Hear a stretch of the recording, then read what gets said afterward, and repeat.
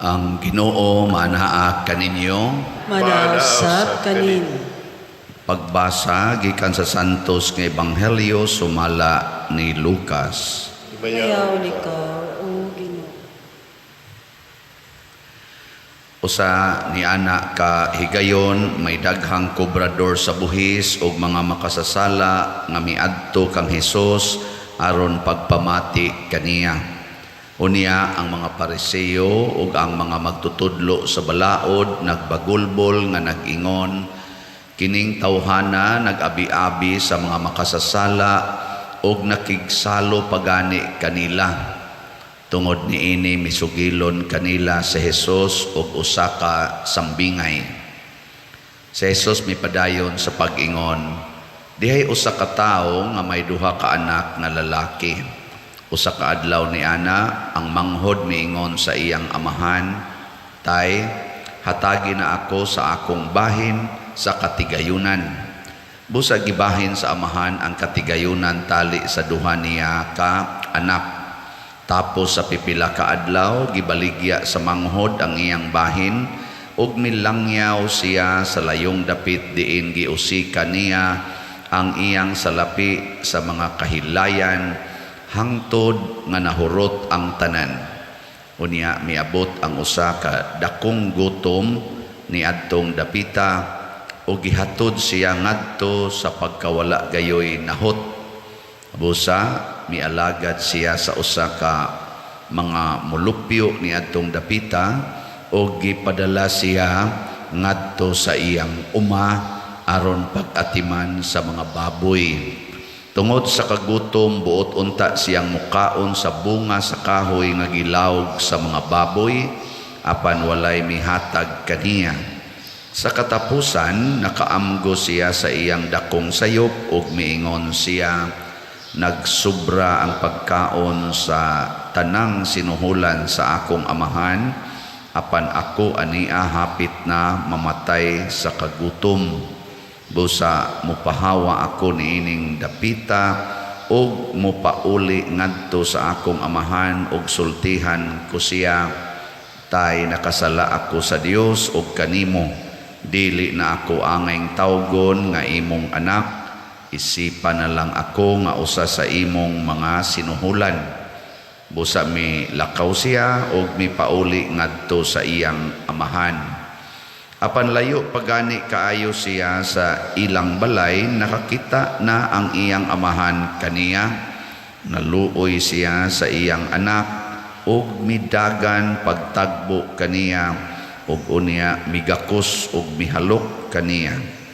Ang anak miingon sa amahan, tay, nakasala ako sa Dios ug kanimo, dili na ako angayng tawgon nga imong anak. Apan ang amahan mitawag sa iyang mga sulugoon, dali, miingon siya, dad-a ngari ang labing maanindot nga bisti og isulob kaniya. Sulobi usab og singsing ang iyang tudlo og sapatusi siya. O kuhaa ang linaming nga nating baka og ihawa, kay magkumbira kita.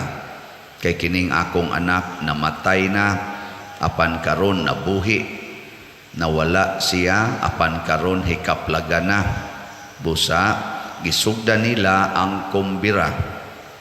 Niining higayuna didto sa uma ang anak nga magulang. Sa iya nang pagpauli ug sa diha nga duol na siya sa balay, nabati niya ang huni ug ang panagsayaw. Busa iyang gitawag ang usa sa mga sulugoon ug iyang gipangutana, nagunsa man kamo diha? Mitubag ang sulugoon, ang imong manghod mipauli na ug gipaihaw sa imong amahan ang linaming nga nating baka tungod kay nahiuli na nga maayog lawas ang imong igsuon. Nasubo pag-ayo ang magulang ug midumili siya pagsulod sa balay. Busa migula ang iyang amahan ug gialam-alaman siya aron mosulod.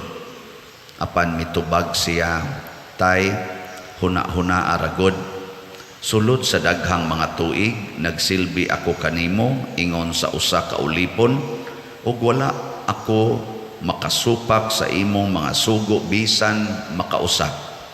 Apan unsa may imong gihatag kanako, wala gayod. Bisag kanding na lang unta, aron maglipay ako uban sa akong mga higala. Apan kanang imong anak, nag-usik-usik sa tanan mong katigayunan uban sa mga daotang babae, o sa iyang paghiuli, imo hinoong giihawan sa linaming nga nating baka. Ang amahan mitubag, dong, ikaw kanunay uban kanako, og imo ang tanan kong katigayunan. Apan kinahanglan gayod nga magkumbira og maglipay kita, kay ang imong igsuon namatay na, og karon nabuhi, nawala siya, og karon hikaplagan na. Ang Ebanghelyo sa Ginoo. Dayon ikaw, O Kristo.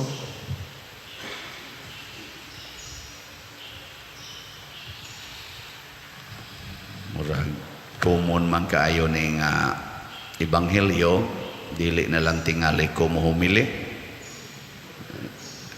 Siyaro sa gwa pa mo kabati ani no.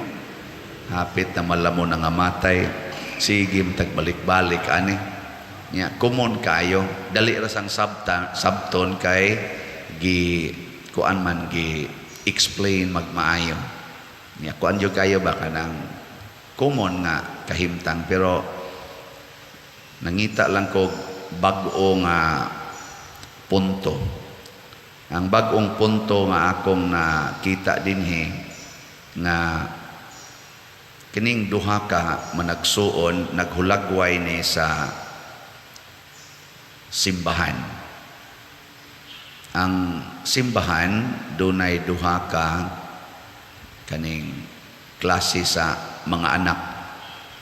Ang inahan natong simbahan man, ang mga anak nga nagpabilin diha sa amahan, ug ang mga anak nga dili ganahan mupabilin sa amahan. Kanang mga nagpabilin sa amahan, mauna ang tuas langit ug sa purgatorio. Kay kanang purgatorio part man as langit. So ang tuas langit ug sa purgatorio maunay mga buutan nga mga anak. Ganahan mo dito? Adi mo ganahan? Ganahan. Kining ni as kalibutan, ang mga anak dinhi nga nawala or mobiya sa amahan, kanang hilig kay kwarta. Kana bang kwarta gid ba? Mao na siya. Bilingi ay mong tupad. Ing na unsa may hilig nimo, langit o kwarta? Sige. Mao na siya. So kana di ay mga anak sa Ginoo, ang tinuod yung anak sa Ginoo, dili na sila maghunahunag kwarta. Ang ila ang presensya sa amahan, ang presensya sa Ginoo. May kwarta man o wa, mauna. Pero dunay panahon nga kining hilig sa presensya sa Ginoo masina o gamay sa mga tao nga hilig og kwarta. Ngano man kay kini manggong atong Ginoo, tungod kay di man siya hilig og kwarta, pero way limit ang iyang bahandi, di sa ni siya mahadlok mo gasto og kwarta. Kani bang Ginoo ba? Purti ning mo gasto og kwarta, way limit. Ngano man kay kani manggong sala, kining pag sigig himulag nato sa amahan, expensive kayo ning sala. Kung gusto natong buntogon ang sala, expensive. Mahal ba? Tanawa lang ng magkaso mo kinihaay aron makuhang hustisya. Ang sama na inikaso, mahal o mahal maproblema gyud ka. Oh, kana sala man na nga kunuhay pangitaag hustisya. Gasto gyud kayo. Muna dire sa atong ebanghelyo, ang sinugdanan palang katunga dayon sa bahandi sa amahan, gipangayo dayos makasasala, gihatag wa hatag. Human giwaldas, waldas dito, hurot dayon. Amo gyud hurot maginang kwarta. Yan niuli. Unsa man gigastuhan wa gastuhan na saan? Ana. Why daghang pangutana? Gastuhan dayon. Mahal ra ba kaayo? Muna pagkakita sa katong mga tao nga nagbinuotan kuno na nasina. Ingon grabe naman sad ni. Di ba kabantay mo na ay mga Ginoo, na ay mga tao nga kana bitang buangon kay tanan pero mo asinso og may. Pero kaninong gasigig simba, di galisod og palit og slat. Ano bang gagukod ba? Gagukod ang kaning kinabuhi ba? Gagukod sa panginabuhi. Pero kanino maglingkod-lingkod lang, mga sugarol kay tanan, ana, musuyo pa, mga bit pa, mga bakba pa'y imo, ga-anima lang. Pero usahay, di kino usahay, kadaghanan. Mo asinso yun. Kabantay mo, anak. Nya di mo masina na. Dili? Mga naong ninyo masinahon kayo. Ako sa di man ko masina pero usay makapangandoy ko baka nang ilang giinom gipalit pala nagslaton ta. Kanang ilang sigig ojis gipalit pala ta nagslat. Usahay gud maapil pa nako handom kanang ilang gipalit ana mga luhok ing sakyanan nga tag 10 million, tag 6 million gipalit pala nagslat unta gana ko. Yan apa jud koy gihunahuna nga mas dako pa ingon ko kanang ilang gisigig gubat diha ba nga porting mahala anang ilang mga armas gipanggamit gipamalit pala nagslat. Ana ba maka wala na sa tanang una-una pero ingnon ra man sa ko sa Ginoo nga ay good sige relate anang imong slat kay pinangga man nako sila nya nako nganong gamay man lagi kayo ning halin namo makada adlaw nya kana sila imo nang bungga-bunggahog maayo sige lang nagsugal as casino as kuanya imo lang yapong tagaag dagko kayong income million kami nung diring katinarong pila ray halin na to gahapon 337 ra ka slot pero no niabot na nun ta ang atong halin sa atong slot og 8,319 ka slots na pakpak Hinoon kanisang nagsunod sa Ginoo dali kay malipay matod pa diri sa ebanghelyo bisag kanding lang ayaw na lang ng turong baka toro ni pinatambok nga nating baka kay mahal man kay nastanan kanding lang ayos na ana ba so di kay tadagkog pangandoy pero ang importante natong hinumduman nga ang Ginoo maayo og maluluyon matod pa sa atong tubag sa Salmo ang Ginoo maayo gyud og maluluyon nya unsa may mahitabo kung mag-practice pud ta aning kinaiyas Ginoo nga maayo og maluluyon mahimo sad tang tinuod gyud nga malipayon kay ang tumong manggod sa Ginoo nga kitang tanan malipay kanara gyud why lain to share His happiness di ba naama na sa katong basic catechesis no unsa may tumong kaming mga gagmay paming bata sa unay unsa may tumong sa Ginoo nga gihimo man ta unsa dito ba kana gihimo kita sa Ginoo awa mo kibaw aron ta makaila kaniya mahigugma kaniya magsunod kaniya ug moambit sa iyang kalipay kana mo na siya wa mo kibaw na to know Him, to love Him, to obey Him, and to share His happiness. Mo bitang gaandam siya langit kay mo balik kita ngadto niya. Ganahan kay siya na. Mo na ang prodigal son, gusto siyang malipay sa iyang paagi nga kalipay, gitagaan gid siya sa amahan. Wa siya pugni. Pero nahibaw ng amahan nga ikaw maglipay-lipay gani ka nga dili sumala sa akong gusto, kanang imong kalipay mo na imuhatod nimo sa kasakit. Pero kung nang sugal, lipay mo kita ng sugal, pangabit, o lipay kay ng pangabit ana kanang pagkadawo kana bang ang imong bahandi imong yung tipunon sige jud kag ihapan ng kwarta ba, lipay man kay ta ana. Pero kay ato ra man ang kalipay para ra sa atong kaugalingon, moabot yung panahon nga mahimo kang labing masulubon. Lagi. Tingali apil na sana kanang siging pa-colors buhok, siging kiss-kiss ana mga kilay, paputi isnaong, panindot sa lawas, sa figure. Kung mauna na ang imong kalipay, moabot yung panahon nga torturon ka ana. Na. Ngilingay mong tupad. Na musta man karon o pa ka tortura. Kana bang mabalaka na ka ba? Mabalaka na kas imong buhok, mabalaka na kas imong kilay, mabalaka na kas imong kutis, wa pa ka na. Og naa ka torturon gyud ana gyud. Labi na gyud og gusto jud kay ka healthy gyud ka kanunay kay matud pa nimo health is wealth. Ana kana bang physical health ba?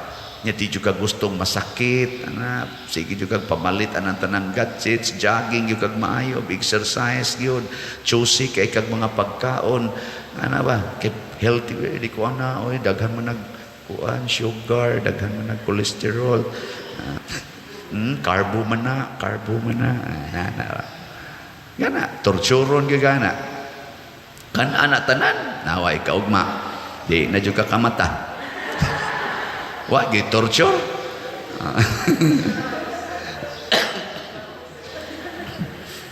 Wa torture. Kana bita mga doktor, siging opera, siging tambal, pag abot agis panahon nga kana bitang wa na gyud. Kanang di na gyud makaya, moingon ding doktor, tagain na lang bisan unsa. Di ba? Nganong karon pa man gitagaan dok katong tatong sa una karon wa naman ni taste. Di naman gani naka-feel og unsa nakainiton ang Milo. Tagaan na nun bisan unsa. Unsa ka diya? Kato tatong sa una, tagaay bisan unsa. Muna ang amahan ang Ginoo, hatag gina bisan unsa. Naara na nato kung mosunod ta niya. Pero mosunod tas Ginoo sa iyang prescription, porting nindota. Unsa may iyang unang prescription? Nin siya, bulahan gyud mong mga kabos. So tanan nga makapahimo natong kabos, maoy pangitaa. Kana, gisunda na wa gyud kay stress. Wa gyud kay kasakit. Wa gyud kay kabugat nga bation. Kawaton sa imong silingan, imong kwarta, moingon ka, salamat Lord, makapakabos gid ni nako. Ana, di nakasweldohan sa imong trabaho, ay salamat Lord, makapakabos gid ni nako. No. Ana, taktakon ka sa imong trabaho, salamat Lord, makapakabos ni nako, makapabulahan ni nako. Unsa pa may stress nimo diha? Saman, okay mo ana. Nya kung daghan sa kagkwarta, isigi sa nimong palit og slot. May na lang ni Lord, makapakabos ni nakog jutay. Nya para sa simbahan, may nang ako'y mahimong kabos, ang simbahan magmalamposon sa iyang mga proyekto. O di ba? Uy. Ano mo mahisgot hinuntag Ginoo ba kanang tinarong gyud kaayo ba nga makahatag og kalipay? Mura man o mog masubo. Kayawan on gidain ninyo. Pag sige alano, ana di ay, alano. Mo na, ang pamaagis Ginoo ato manggong questionon. Pero ang atong pamaagi, atong ipamugos nga mo'y sundon sa Ginoo, nga kahibaw naman yung Ginoo nga musangko ra gid ni nato pagkahimong ubos pas mga baboy. Maubos kita sa baboy. Nga tanawa karon, di ba na say mga sakit sa baboy? Unya, unsa man na siya? Sige, usahay gani naata nilaom sa baboy. Daghan kay dinhi sa tong parokya sigig buhi og baboy.